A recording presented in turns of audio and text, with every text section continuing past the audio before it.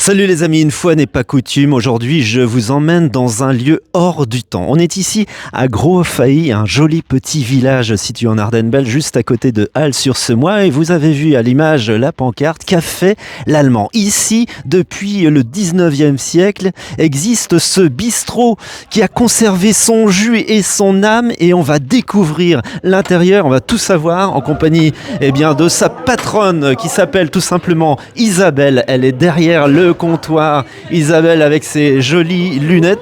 Qu'est-ce qui fait que vous êtes ici dans ce bistrot depuis 8 ans et qui existe depuis 1870, Isabelle? Simplement un bouleversement de carrière.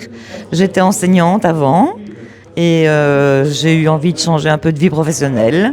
Le bistrot il s'était à remettre. Un de mes collègues de Malone est originaire du village. Il m'a attiré par ici et voilà. Qu'est-ce qui fait qu'ici les clients viennent et ne trouvent pas ailleurs? Je pense au côté ancien, un bistrot sans télévision, les gens qui se parlent, qui n'arrêtent pas de se parler, une ambiance où jeunes et moins jeunes se réunissent et boivent un coup ensemble, sans différence d'âge ou de classe. Vous êtes ouvert tous les week-ends, les samedis et dimanches, et le vendredi soir aussi. Alors, forcément, quand on voit tous les clients défiler depuis tant d'années, vous êtes là depuis 8 ans, il y a des petites anecdotes, des brèves de comptoir. Qu'est-ce qui a été le plus stupéfiant pour vous depuis 8 ans? Il y a une petite anecdote hyper sympa? Il y en a plein, mais là tout de suite, c'est difficile à dire. Une anecdote... Vous êtes un peu la confidente, la psychologue, vous aidez les gens, vous réconfortez. Tout l'endroit aussi où si on a besoin d'un maçon, on vient voir Isa, tu connais pas un maçon? Bah si, je connais un maçon. C'est le cœur du village, quoi. C'est le cœur du village. Les histoires de famille aussi? Ça peut-être moins, si ce n'est l'histoire de famille familiale du café, parce que le café s'appelle le Café l'Allemand, c'est le nom de famille des propriétaires. Moi je suis la tenancière. Et c'est l'Allemand qui le tiennent depuis des générations. Donc le maître mot ici, c'est l'humain? Oui, l'humain et l'humain. Isabelle, on va aller voir dans votre salle juste à côté. Vous allez découvrir des objets qui datent d'une époque qui n'existe plus maintenant, puisque vous possédez un gramophone et puis également un électro... Ah, redites-moi. Non, un orchestrion. Un orchestrion, je cherche le mot. Expliquez-nous déjà ce gramophone qui date de quelle époque? Ce gramophone date de 1920, fabrication belge, Chantal à Gand. Et il fonctionne encore, vous voulez que je vous le fasse marcher? Écoutez, on va écouter en direct quelques notes de cette musique avec cette œuvre incroyable qui est là, sous vos yeux, et qui fonctionne encore. On est donc toujours ici, dans ce bistrot hors du temps, qui s'appelle le Café l'Allemand à Gros-Failly, et vous découvrez à l'image un disque. Ça paraît hallucinant à l'époque du numérique. Les 78 tours en plus. Un 78 tours? Oui, un 78 tours. Alors on va écouter, je vais essayer de mettre le son. Il sort où le son? Je découvre en plus, voilà, le son sort d'ici. Et ça fonctionne. La vie est là. C'est fabuleux. On se replonge dans une époque qui est révolue, où on était peut-être...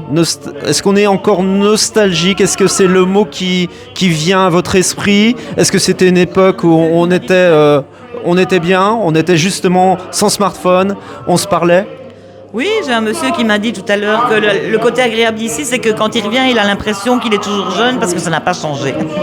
Et là, on voit à l'image un autre objet, ça s'appelle... Ça, c'est un orchestrion. Alors, expliquez-nous le fonctionnement. Alors, c'est l'ancêtre du piano mécanique, donc c'est un instrument qui fonctionne avec un énorme rouleau, cylindre, métallique, avec des petits picots, qui actionnent des feutres sur une table d'harmonie, donc comme un piano.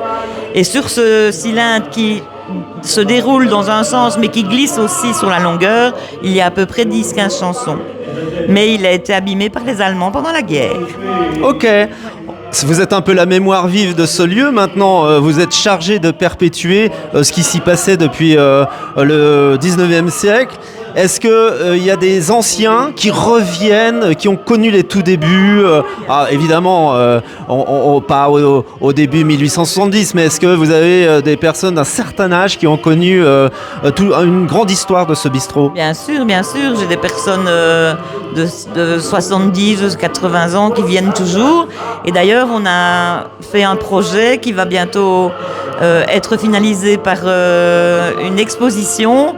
Ça s'appelle Mémoire de comptoir. Justement, les gens sont venus nous raconter une histoire qui les liait au café. Donc l'expo, ça sera une photo et leur histoire. Vous en avez beaucoup des brefs de comptoir? Oh oui, hein. Si le comptoir pouvait parler, il en raconterait. On va aller voir un petit peu vos clients. Venez avec nous, Isabelle. Ils sont là. Isabelle qui va donc nous rejoindre dans quelques instants. Et là, on a des clients. On va un petit peu savoir pourquoi ils viennent fréquenter cet établissement. Alors, vous les connaissez si vous allez au Charme de la Semois, puisque ce sont les patrons et la patronne du Charme de la Semois, bel établissement à Halle-sur-Semois avec Jen et Dimitri. Jen, vous venez tous les dimanches. Ici, c'est un petit peu votre échappatoire? On ne va pas dire qu'on vient tous les dimanches, mais dès qu'on peut, c'est vraiment notre ressourcement. Isabelle, c'est notre rayon de soleil, donc on n'arrive pas à se décrocher d'elle. C'est une capture d'amour.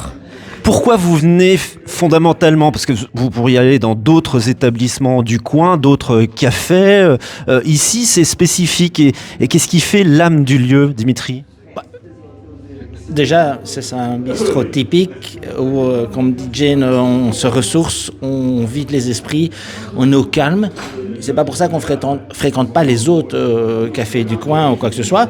C'est parce que voilà, on monte, le petit village est super, les habitants sont géniaux, c'est top. Et on a beaucoup d'échanges et c'est des gens aussi qui travaillent à elle.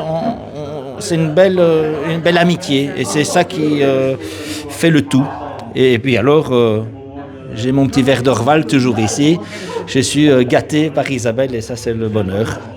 À l'heure des smartphones, du numérique, du digital, où on se parle mais par smartphone interposé, c'est un lieu où on retrouve aussi la joie de discuter, les joies simples. Il y a toujours un sujet.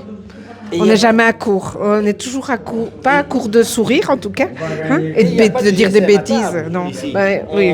Le réseau passe pas de toute façon. C'est le bonheur. Oui. Bon, parfois, on nous appelle mais sur la ligne fixe.